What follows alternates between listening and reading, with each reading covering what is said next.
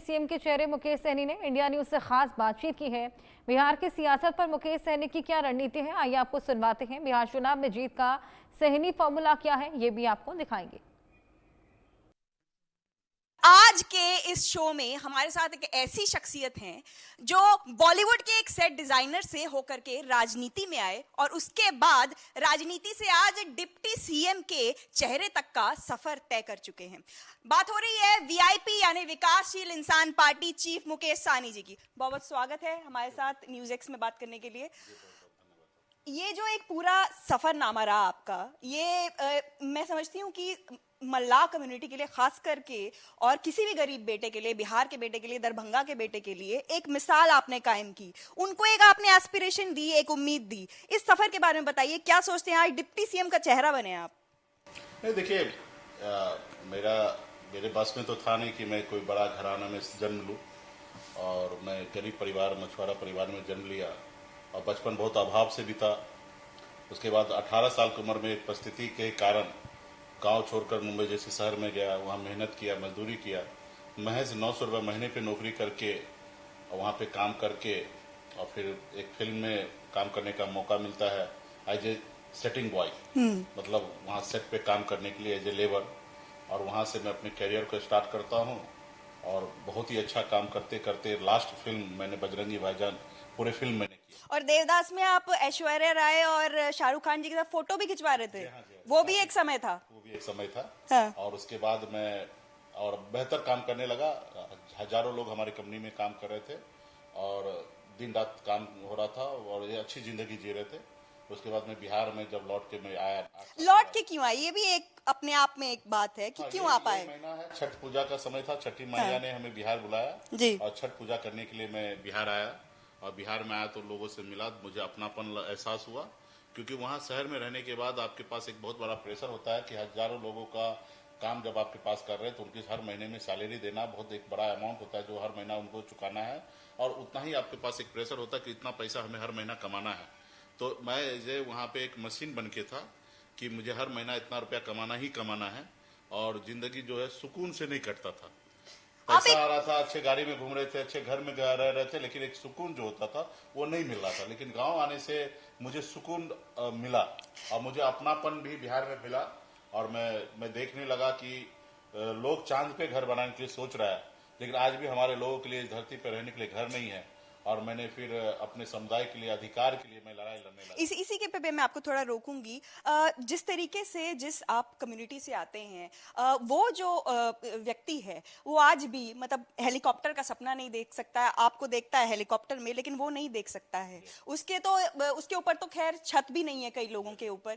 तो ऐसी स्थिति में आपने जो है एक रिजर्वेशन का भी एक सवाल उठाया, 2014 से आप लगे हुए थे, आज तक उस सपने को पूरा नहीं हो पाया। क्या उसके पीछे वजह रही, क्या होगा अब उसके लिए? वो तो मैंने सपना देखा, मैं उसके लिए मैं संघर्ष कर रहा हूँ। ये सपना तो पूरा जो राजनेता जो दिल्ली में बैठे हैं कुर्सी पर, उन्हीं को ये सपना को पूरा करवाना होगा। लेकिन आप भी कभी उनके साथ थे। हाँ, उनको अपना काम जो है करना चाहिए।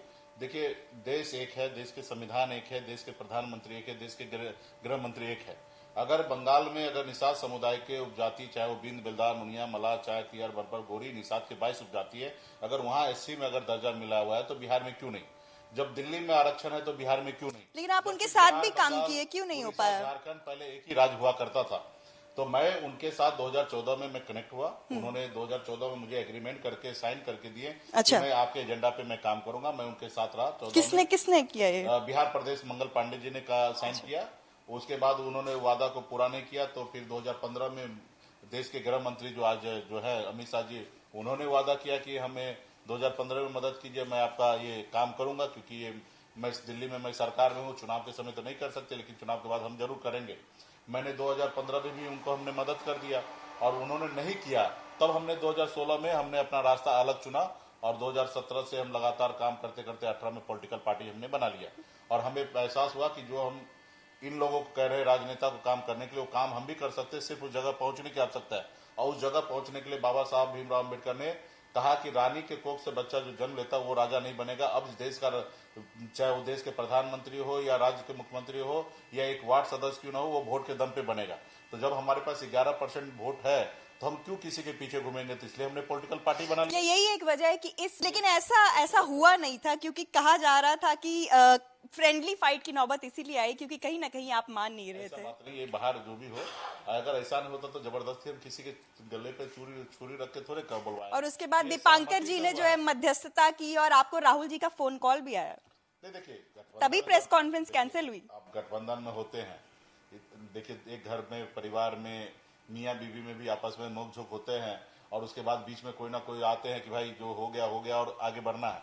तो गठबंधन में भी इस तरीके से कोई मूवमेंट ऐसा होता है जहाँ पे आप नाराज हो जाते हैं या आपके सहयोगी नाराज हो जाते हैं, तो उस बीच में कोई ना कोई साथी आते हैं कि भाई चलो ठीक है, मैं बहुत ऐसे सीट चाहता था कि मैं यहाँ लड़ना चाहता हूँ, हमारे पार्टी के यहाँ नेता है, ये तैयारी है, यहाँ पर लड़ना चाहते हैं, अगला जो साथी है उनका वहाँ पे सिटिंग सीट है, तो इसके लेके हो सकता है बात विवाद हो जाता है। लेकिन इंडर तो जाके जब गठबंधन में है तो कोई ना कोई साथी आके उसको सॉल्व तो लेकिन एक ऐसा समय आया था सर जब आप ही ने कहा था, आप ही के लफ्ज हैं, मैं दोहराऊंगी, कि गठबंधन बीमार हो गया है, अब ऑल इज वेल हो गया है।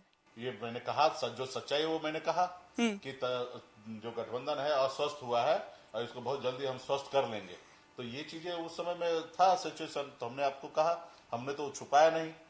लेकिन कहीं ना कहीं जो फ्रेंडली फाइट की नौबत आई, आपको नहीं लगता उससे महागठबंधन की जो एक शुरुआत में वोटर अधिकार रैली से जो एक हवा, एक लहर हो सकती थी, बन रही थी, दिख रही थी, कहीं ना कहीं उसमें एक चोट पहुंची है, नुकसान हुआ है? नहीं, नुकसान नहीं कह सकते। देखिए राज्य के 97% सीट जो है वो वहाँ पे क्लियर है। 3% सीट ऐसा है, 6-7 सीट ऐसा है जहाँ पे हमारे सहयोगी दल के लोग वहाँ पे लड़ रहे हैं और उनके लिए भी वो सीट जरूरी था और हमारे दूसरे सहयोगी के लिए भी वो सीट जरूरी था। और बहुत ऐसे सीट पे नाम वापसी हो चुका है, जैसे हमने बाबूबरी में नाम वापसी ले लिया है और कुछ ऐसे सीट पे हमारे सहयोगी दल में आपस में समझौता हो चुका है। जैसे हम चैनपुर लड़ रहे हैं तो वहाँ पे राष्ट्रीय जनता दल से क्लियर हो गया कि भाई वहाँ पे वीआईपी पार्टी ही लड़ेंगे और उनका कैडर वहाँ पे हम मदद कुछ सीटों पे आपने समझौता किया, बिल्कुल, लेकिन तो कुछ उसी तरह अभी भी बाकी ऐसी सहयोग- सीटें हैं, रौसड़ा है, पचवाड़ा है, ऐसी कई सीटें जिस तो पे वो अभी भी आपको राजद आने वाले कांग्रेस समय में सामने है। जब वोटिंग का समय आ जाएगा तो वो वहाँ पे भी आपको समर्थन दे दिखेगा कि देंगे? समर्थन एक दूसरे को दे देंगे, जो दे दिया जाएगा। कैंडिडेट होंगे वो लड़ेंगे और बाकी जो कैंडिडेट होंगे वो एक दूसरे को समर्थन दे देंगे। तो ये भी हम लोग करेंगे। और लेकिन अभी जहाँ पे है कि सब लोग अगला को लग रहा है कि हम जीत सकते हैं, तो ऐसे कुछ सीट पे लड़ाई लड़ रहे हैं। लेकिन मुकेश जी, कहीं ना कहीं गलत संदेश नहीं गया लोगों में? नहीं, देखिएगा तो आप देखिए 98-7% हमने कहा ना कि लोगों को तो पता ही नहीं है। और कुछ सीट पे जहां ऐसा है सिचुएशन वहां पे निश्चित तौर पे दुविधा में है, लेकिन उस दुविधा को हम लोग समय रहते हुए सॉल्व कर लेंगे। जी, अक्टूबर 28 को संभावना है महागठबंधन अपना एक मैनिफेस्टो जारी करने वाला है, क्या क्या उसमें होगा बिहार की जनता के लिए, उसके पर नजर है सबकी? 28 को ही आपको सारी जानकारी दे देंगे, लेकिन मोटा मोटी जो हम लोग भाषण में जो कर रहे हैं, जो लोगों के बीच में जा रहे हैं, रैली को संबोधित कर रहे हैं, वहां पे हम बोल रहे हैं, वही चीज उसमें होंगे। कुछ चीज जो है नए होंगे जो आपको उस रोज हम जानकारी देंगे। हमें मालूम चल रहा है कि जंगल राज की काट आप लेके आए, गुंडा राज। नहीं, ये सारे चीजें नहीं है। देखिए हम लोग काम करने में बिलीव रखते हैं, ये भाजपा के जैसे हम उसके रास्ते पे हम लोग नहीं चलना चाहते हैं। हम विवाद खड़ा नहीं करना चाहते हैं। हम नहीं चाहते कि राज्य में कोई विवाद हो। हम चाहते राज्य में तरक्की हो, राज्य के युवा, राज्य में उसको रोजगार मिले, राज्य का युवा जो है गुजरात में या अन्य प्रदेश में जाके नौकरी ना करे, ये हमारी सोच है। क्योंकि आप जैसे मैंने भी दर्द झेला है, अपने प्रदेश को छोड़कर दूसरे प्रदेश में जाके नौकरी करना, दूसरे प्रदेश में रहना, कितने कठिनाई के साथ रहना पड़ता है, मैंने झेला है। तो मैं अपने राज्य के लिए हूँ और मैं मोदी जी नहीं हूँ कि मैं चाहूंगा कि बिहार के लोग गुजरात में आके नौकरी करें। लेकिन आप कहीं ना कहीं मोदी जी से भी नाराज रहते हैं। आपकी हमने चुनावी सभाओं को लगातार मैं फॉलो कर रही हूँ, कहीं ना कहीं आपने बार बार कहा है कि पेट में दर्द हो रहा है। हाँ, डिप्टी सीएम की घोषणा कर दी तो पेट में दर्द हो रहा है। अभी वो सवाल ही इस तरीके से खड़ा कर रहे हैं, उनके लोग ही कर रहे हैं, तो क्या मतलब बताइए कि अति पिछड़ा का बेटा का डिप्टी चीफ मिनिस्टर का नाम घोषणा हुआ, यूं ही तो नहीं हुआ। मैंने उतना संघर्ष किया है ना, 11 साल मैंने संघर्ष किया है तो हुआ है। मेरे संघर्ष को नहीं देख रहे, मेरा नाम घोषणा क्यों हो गया वो देख रहे। तो ये भी कह रहे हैं कि पिछली बार 4 ही सीट आई थी, फिर भी इनको डिप्टी सीएम का सीट बनाया गया। कि हमारे बाप दादा गुलाम थे और हम भी गुलाम रहे, यही वो भाजपा चाहते हैं। ये भी कहा जा रहा है कि केवल 4 सीटें आने वाले एक पार्टी को जो है डिप्टी सीएम का दिया गया, जबकि कांग्रेस को एक तरीके से दरकिनार किया गया। कितना लड़े वो मैंने नहीं रखता है, कितना जीते वो मैंने नहीं रखता है। हम गठबंधन के साथ है कि गठबंधन का हमसे कितना फायदा रहा वो मैंने रखता है। अब हम हो सकता है सीट नहीं भी लड़ते तो इसका क्या मतलब है, लेकिन बारह की सीट हार जीत दोनों होता है, उस समय सिचुएशन के अनुकूल होता है। हम गठबंधन के साथ है, हम सरकार जब बनेंगे, जनता हमें सरकार हमारी बनाएगी, तो निश्चित तौर पे सीएम का कुर्सी पे तेजस्वी जी होंगे, डिप्टी चीफ मिनिस्टर का कुर्सी पे निषाद मल्ला का बेटा होंगे, और भी हमने कहा है प्रेस कॉन्फ्रेंस में कि और भी हमारे डिप्टी सरकार सीएम में की डिप्टी बात सीएम तेजस्वी और जी भी ने बढ़ेंगे। भी हिंट किया कि भाई और डिप्टी सीएम हो सकते हैं। क्या लेफ्ट से, कांग्रेस से भी एक डिप्टी सीएम हो सकता है? क्या अभी 3 किन डिप्टी से- सीएम बिहार को मिल सकते अभी हैं? ये चीजें किन से होंगे, क्या परिस्थिति होंगे, ये सब हम समय आने पे बताएंगे। अगर अभी तय हो गया रहता तो हम बोल देते। लेकिन कांग्रेस से अभी ये तय- मांग है दलित और माइनॉरिटी से एक होना चाहिए। सब जो जिनके डिमांड होंगे, जो जरूरी होंगे, वो सब गठबंधन के सहयोगी दल मिलकर निर्णय लेंगे। अभी वीआईपी पार्टी का डिमांड था और राष्ट्रीय जनता दल का डिमांड था, वो जनता के बीच में आए हैं, और हमारे सहयोगी दल का जिनका भी जो इच्छा होंगे वो सब जरूर पूरा होंगे। कहीं ना कहीं मुकेश जी, ऐसा आपको लगता नहीं है कि बाकी जो आपके पार्टनर्स हैं उनमें एक संदेश गया है कि थोड़ा प्रेफरेंस ज्यादा मिल गया वीआईपी को? नहीं, ऐसी बात नहीं, सबके सहयोग से हुआ ना। वीआईपी हो गई है। अगर अगर अगर दीपांकर जी नहीं चाहते तो होता क्या, अगर राहुल गांधी जी नहीं चाहते तो होता क्या, या लालू जी नहीं चाहते तो होता क्या, सबके सहयोग से हुआ है और एक रणनीति है। लेकिन जो समय लगा उसके बाद ऐसे सवाल आए। नहीं, समय क्या, समय तो सीएम के चेहरे के लिए भी लगा, तो ये कोई बात नहीं। हमारा अपना रणनीति के तहत टाइमिंग के हिसाब से हमने किया है और सबके सहयोग से हुआ है, और घोषणा हो जाने से नहीं, हम उस लेवल पे काम कर रहे हैं, मेहनत कर रहे हैं, हमारे लोग उस तरीके से मेहनत करेंगे और सरकार बनाएंगे जी नहीं। लेकिन नीतीश जी के साथ आपने काम भी किया है। हाँ, हमने काम किया। और नीतीश जी एक ऐसा चेहरा है, एक ऐसा तिलिस्म है जिन पर कहीं ना कहीं विपक्ष भी सॉफ्ट रहता है, और वो इसलिए क्योंकि संभावनाओं की राजनीति नीतीश जी से कोई अच्छा बेहतर जान नहीं सकता है। कि नीतीश जी हमारे हैं, हमारे अभिभावक समान अभी भी है, अभी भी है। उनके लिए दरवाजे खुले हैं। दरवाजा खोलना क्या, पूरा जब जो चाहे दिल खुला है। मैं हूँ। लेकिन जब हम पॉलिटिकल पार्टी है, हमारी जब विचार है, तो हमें जो चीज गलत है वो गलत है। हमारा मानना है कि नीतीश जी के ये उम्र में रिटायरमेंट ले लेना चाहिए, और हमें ये भी मालूम है कि नीतीश जी जब भी राजनीति किए तो सामाजिक न्याय को हमेशा ध्यान रखें, सभी जाति धर्म को साथ में रखें, सेकुलर राजनीति किए, तो उसको हम सीखते हैं, उन्हीं रास्ते पे हम चल रहे हैं। हमें ये बात का लेके तकलीफ होता है कि नीतीश जी इस उम्र में भी कुर्सी से ज्यादा प्यार करते हैं, ऐसे लोगों के साथ रहते हैं जो देश को जलाना चाह रहे हैं, भाई भाई में लड़ाना चाहता है, नफरत की राजनीति कर रहे हैं, ऐसे लोगों से हम चाहते हैं कि वो दूर रहें। हम तो अभी भी उनको अभिभावक मानते हैं, और अभी बिहार में 13 करोड़ जनता का भविष्य उनके हाथ में नहीं दिया जा सकता। लेकिन 2 बार महागठबंधन की सरकार बनी नीतीश जी के साथ। हाँ, तो हम कहाँ कह रहे हैं, हम तो उनको समर्थन कर ही रहे हैं ना कि नीतीश जी जब अच्छे थे, जब वो मेंटली फिट थे, तो अब बहुत ही अच्छे थे जी। कहीं ना कहीं नीतीश जी के लिए अभी भी दिल में सम्मान बरकरार है, कहीं ना कहीं हमेशा रहेगा। ऐसा क्यों? क्योंकि नीतीश जी कभी किसी का कुछ बहुत ज्यादा नुकसान किए नहीं है, बहुत ज्यादा फायदा नहीं किए हैं, तो नुकसान भी नहीं किए हैं। ओके। हमें तकलीफ उससे होता है कि वो जो नुकसान किसी को दे दे। जब मुझे याद है कि जब आप गए थे एनडीए को छोड़ करके, तब नीतीश जी ने कुछ आखिरी समय तक प्रयास किए थे। नहीं, देखिए, उनकी अपनी पॉलिटिकल पार्टी, हमारी अपनी पॉलिटिकल पार्टी है। हमारी लड़ाई बीजेपी से था, और बीजेपी से हमने लड़ाई लड़ा और यूपी तक जाके लड़ाई लड़ा। उसी लड़ाई का आपको बहुत बड़ा खामियाजा भुगतना पड़ा। नहीं, मुझे लगता है वो ऐसी बात नहीं है। मैं जो लड़ा वो सही लड़ा, और भविष्य में फिर ऐसे ही लड़ाई लड़ते रहूंगा। हम अपने अधिकार के लिए संघर्ष करते रहेंगे। लोगों को कितना अच्छा लगे बुरा लगे उसके लिए सोच के हमें नहीं लड़ाई लड़ना। हमें हमारी पॉलिसी कितना अच्छा होना चाहिए, हम क्या जो सोचते हैं उस सोच पे हम लड़ाई लड़ रहे हैं कि नहीं लड़ रहे, वो मैंने। फिलहाल जो है, क्योंकि आप जो हैं एनडीए में भी रह चुके हैं, महागठबंधन में भी आपने देखी है स्थिति सारी, क्या मान सकते हैं कि मुकेश सहनी कभी भी जीवन में एनडीए के साथ नहीं जा पाएंगे? बिल्कुल ही नहीं जाएंगे। नहीं जाएंगे? ये इसको रिकॉर्ड कर लें? हाँ, कर लीजिए। अच्छा, ऐसा क्यों? अभी तो बात हो रही थी कि राज्यसभा का ऑफर दे रहे हैं। दिए है इसलिए नहीं गए ना। देखिए, जो अभी नेतृत्व है, उनकी यही पॉलिसी हो तो बिल्कुल कभी नहीं जाएंगे। राजनीति है, मान लीजिए उनकी नेतृत्व बदल जाए, पॉलिसी बदल जाए, वो बैकवर्ड पिछड़ा की सम्मान की बात करने लगे, देश में जाति आधारित गणना करके देश में सभी जाति धर्म को जनसंख्या के आधार पर आरक्षण कर लागू कर दे, तो निश्चित तौर पे अगर उनमें अगर हृदय परिवर्तन हो सकता है तो हमारा भी हृदय परिवर्तन हो सकता है। अगर उनमें अगर यही अगर मन में रहे कि गरीब पिछड़ा दलित को हम हमेशा गुलाम बना के रहे, तो जब तक वो भाजपा के पास ये पॉलिसी होगा तब तक भाजपा से कोई दोस्ती नहीं। तब तक नहीं है, उसके बाद संभव है। भाजपा तो अपनी नीतियां रोज बदल लेती है। हृदय परिवर्तन करे। कर्पूरी ठाकुर जी को भारत रत्न मिल गया, चंद्रशेखर जी को भारत रत्न मिल गया। देखिए, बोलने से नहीं होना चाहिए ना।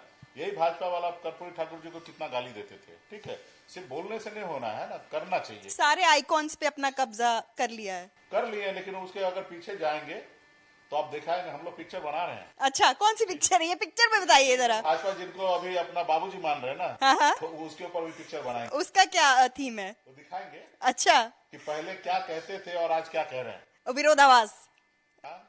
अभी फिलहाल जो है आपने ही कहा कि भाई कुछ ऑफर था, क्या वाकई राज्यसभा ऑफर किए थे? देखिए, ये सब ऑफर MLC नहीं चाहिए और ना ही उनसे बात करना, ये सब पे बेईमानी है और उनसे के बारे में कोई बात आया नहीं ऑफर आपको? देखिए, बीजेपी के बारे में बात करना मेरे लिए अपमान है, ठीक है, उसको छोड़ दीजिए। ऑफर नहीं आया था मतलब? क्यों चाहिए उनका ऑफर? जी। वो कौन होता है देने वाले?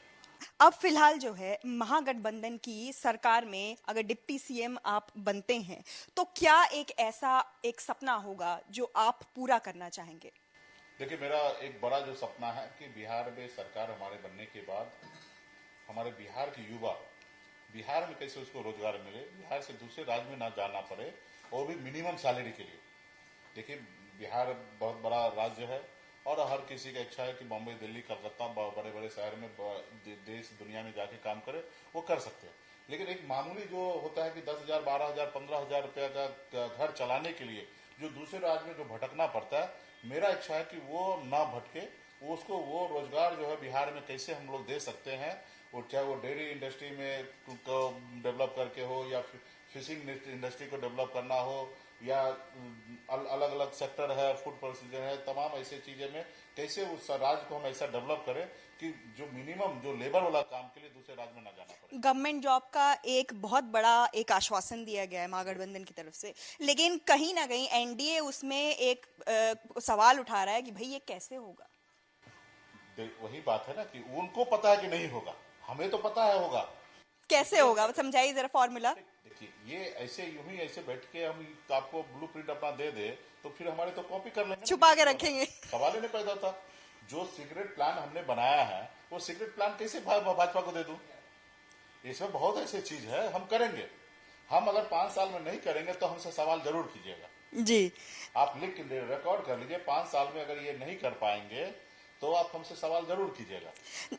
जी बिल्कुल, 5 साल के बाद मैं बिल्कुल आपसे मिलूंगी और यहीं पे आपसे सवाल भी होगा कि ये हो पाएगा, हो पाया, नहीं हो पाया, और नहीं हो पाया तो क्यों नहीं हो पाया। तो ये थे विकासशील इंसान पार्टी के अध्यक्ष और डिप्टी सीएम के महागठबंधन के चेहरे मुकेश सहनी, जिनका साफ तौर पे कहना है कि जो वादा किया है उस पर खरे उतरने का प्रयास रहेगा और अगर नहीं रहेगा तो 5 साल बाद यही करेंगे। तो अगर नहीं होगा तो मैं पकड़ूंगी आपको।